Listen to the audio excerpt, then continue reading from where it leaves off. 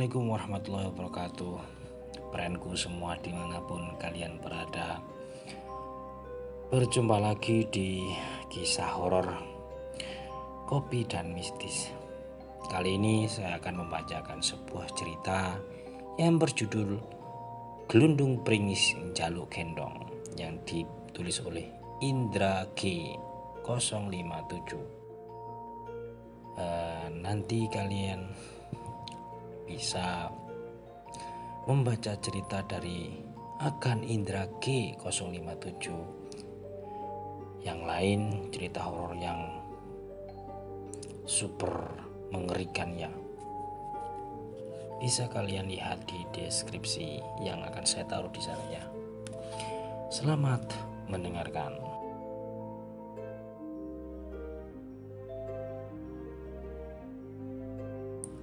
Kejadian ini dialami oleh tetanggaku, sebut saja keluarga Kang Bejo dan Yudarmi. Sepasang suami istri yang punya tanah garapan di area Tegal Salahan. Saat itu penghujung musim kemarau mendekati musim penghujan. Seperti biasa sebagai seorang petani, pada musim-musim ini mulai menyiapkan tanah garapannya agar siap ditanami saat musim penghujan tiba. Begitu juga dengan Kang Bejo, mulai sibuk mencangkul dan membersihkan ladangnya yang berada di area Tegal Salahan.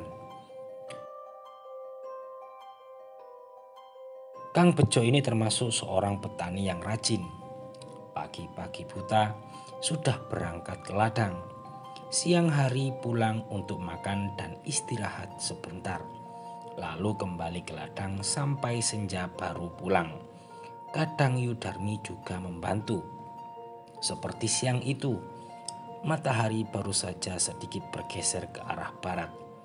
Tapi Kang Bejo sudah siap dengan cangkul dan sabitnya. Juga caping anyaman bambu yang bertengger di atas kepala, siap melindunginya dari sengatan matahari yang terik. Tak lupa ceret berisi air putih untuk persediaan minum jika haus di ladang. Juga bungkusan plastik kumal berisi tembakau rokok Tingwe tak lupa diselipkan di kantong celana komprangnya. Dengan langkah yang gagah, Kang Bejo pun berangkat bersama beberapa tetangga lain menuju ke ladang masing-masing. Sesekali mereka bersenda gurau dan mengobrol di sepanjang perjalanan.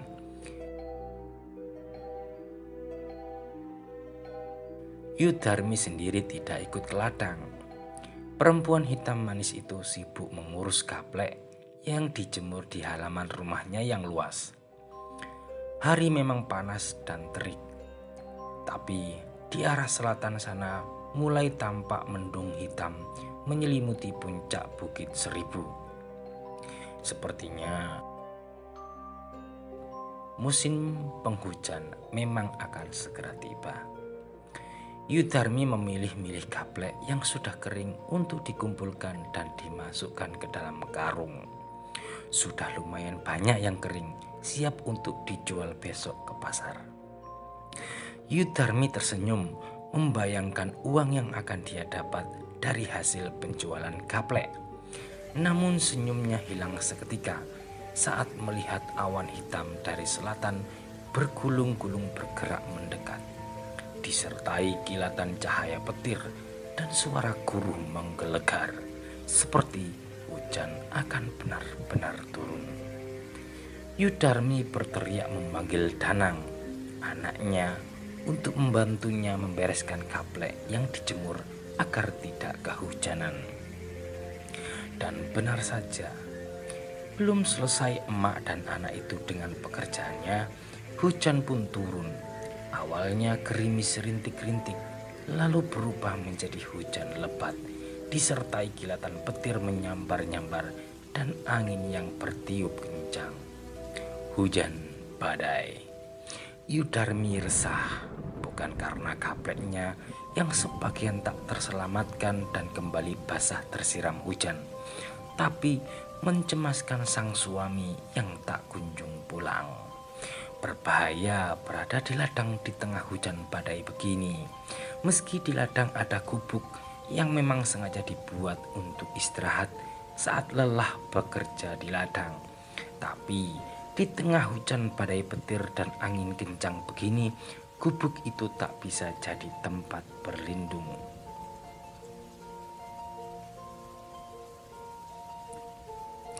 5 menit, 10 menit, sampai 15 menit menunggu.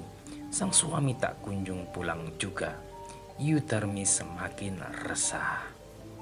Akhirnya perempuan itu memutuskan untuk menyusul sang suami dengan membawa 2 buah payung.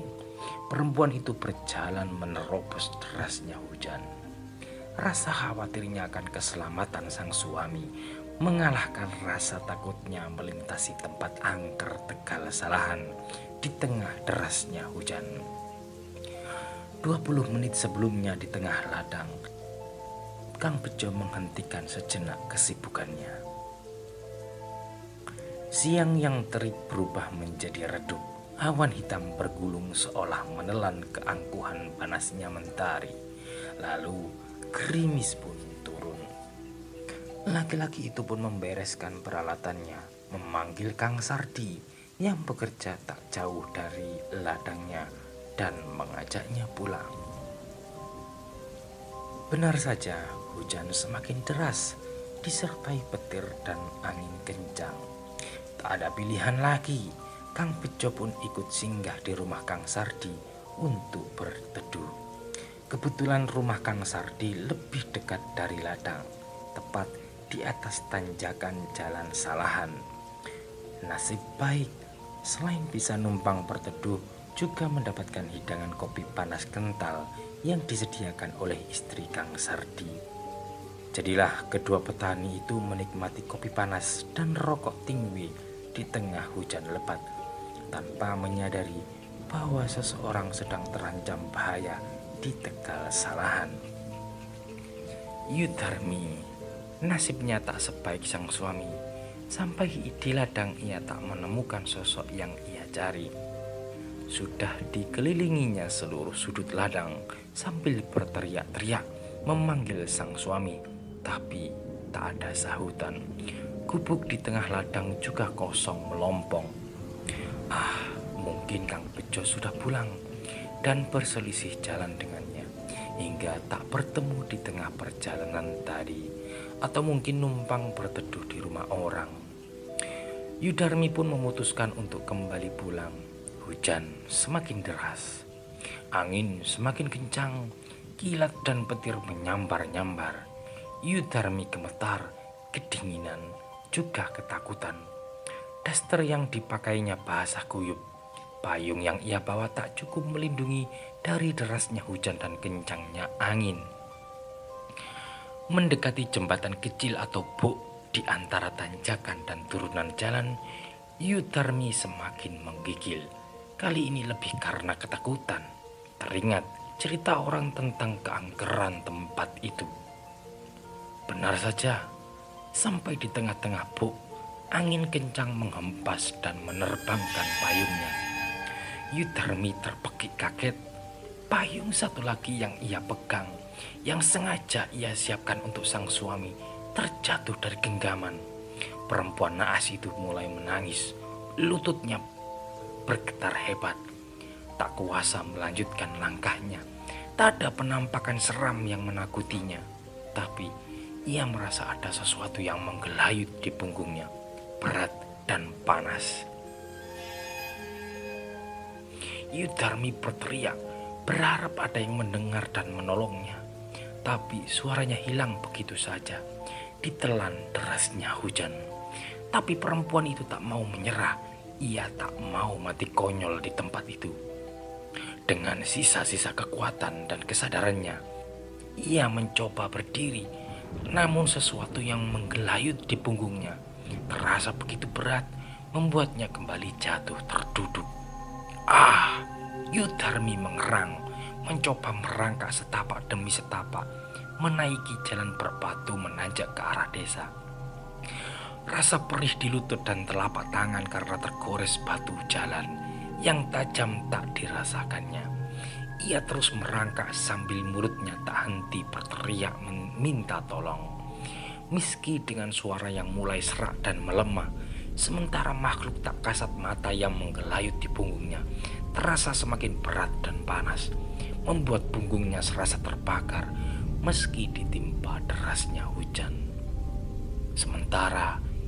Sementara itu di rumah Kang Sardi, Kang Bejo masih asik menikmati secangkir kopi sambil ngobrol ngalor ngidul dengan sang tuan rumah. Sampai akhirnya obrolan mereka berhenti manakala terdengar sayup-sayup suara perempuan menangis dan menjerit lirih. Kedua laki-laki itu terhenyak dan saling pandang. Mereka sadar suara itu berasal dari arah selatan, Tegal Salahan. Kang Sardi bergidik, Kang Bejo mengusap tengkuknya yang merinding. Kedua laki-laki itu punya pemikiran yang sama.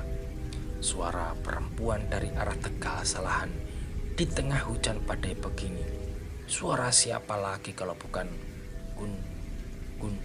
kuntilanak? Seperti dikomando, keduanya berteriak dan lari masuk ke dalam rumah, mengunci pintu tanpa memperdulikan kopi yang masih setengah dan rokok tingwe yang masih menyala di aspek di atas meja teras. Namun selain rasa takut, kedua lelaki itu juga punya rasa penasaran. Dengan lutut gemetar dan wajah pucat, mereka mengintip dari kaca jendela, memandang lurus ke arah jalan tanjakan Salahan. Kang Sardi semakin gemetar. Lamat-lamat di tengah derasnya hujan, nampak sosok menyeramkan berwujud perempuan dengan rambut panjang acak-acakan merangkak menaiki jalan tanjakan Salahan. Tak salah lagi, kuntilanak menuju ke arah desa, dan itu berarti bahaya, mengingat rumahnya yang paling dekat dengan jalan tanjakan itu.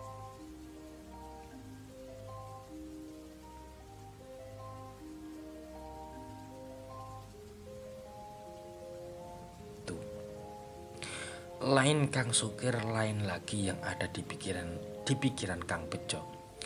Ia memang melihat sosok yang sama, sosok menyeramkan merangkak menaiki tanjakan jalan Salahan.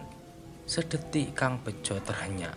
Sedetik kemudian ia sadar dan panik, membuka pintu dengan kasar, menyambar tangan Kang Sardi dan menyeretnya keluar berlari menerobos derasnya hujan. Ya, Kang Bejo memang tak begitu jelas melihat sosok menyeramkan itu karena terhalang derasnya hujan. Tapi ia jelas-jelas mengenali daster yang dikenakan oleh sosok yang semula ia sangka kuntilanak itu. Daster putih kembang-kembang merah yang seminggu lalu ia beli untuk istrinya.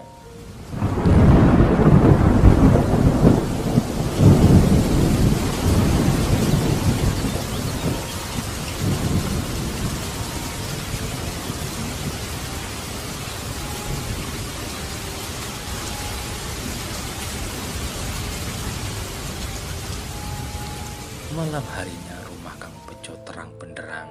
Suara ayat-ayat suci berkumandang dilantunkan oleh hampir semua warga desa yang hadir di situ, dipimpin oleh Pak Mudin. Kang Bejo sendiri masih syok, duduk bersandar tiang rumah dengan wajah pucat dan tatapan kosong. Di sampingnya Kang Sardi juga dalam posisi dan kondisi yang sama. Namun semua bersyukur Yudarmi masih bisa terselamatkan berkat daster putih kembang-kembang merah, berkat usaha mati-matian dua lelaki penakut yang menggotongnya pulang, dan berkat doa-doa dari Pak Mudin dan semua warga desa. Kini perempuan hitam manis istri Kang Bejo itu telah lelap tertidur terselimut kain tebal. Selesai pembacaan doa, mereka semua yang hadir tidak langsung pulang. Masih ada satu hal yang ditunggu-tunggu, bukan hangatnya kopi atau singkong goreng yang memang sudah disediakan, tapi cerita dan penjelasan dari Pak Mudin tentang apa sebenarnya yang menimpa Yudarmi sore tadi. Pak Mudin pun tanggap dengan semua rasa penasaran itu. Dan tanpa diminta, dari mulutnya pun meluncurlah kata-kata yang ditunggu oleh segenap orang yang hadir di situ. Usut punya usut, biang dari semua ini adalah gelundung peringis, sejenis hantu atau makhluk halus yang berwujud kepala tanpa badan, yang suka menggelinding seperti bola dan meringis. Makhluk ini tertarik dengan Yudarmi karena kebetulan saat itu Yudarmi sedang datang bulan. Makanya ia nemplok dan minta gendong di punggung Yudarmi.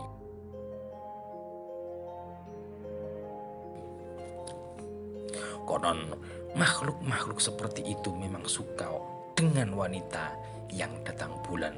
Entah apa sebabnya. Karena itu Pak Mutin mewanti-wanti agar kalau perempuan sedang datang bulan, jangan pernah sekali-kali datang atau lewat di Tegal Salahan. Itu tadi cerita horor ya, kisah horor, kisah seram dari Agan Indra G057. Kalian bisa membacanya sendiri, nanti saya akan cantumkan di deskripsi ya. Terima kasih, selamat malam, semoga tidak mimpi buruk. Assalamualaikum warahmatullahi wabarakatuh.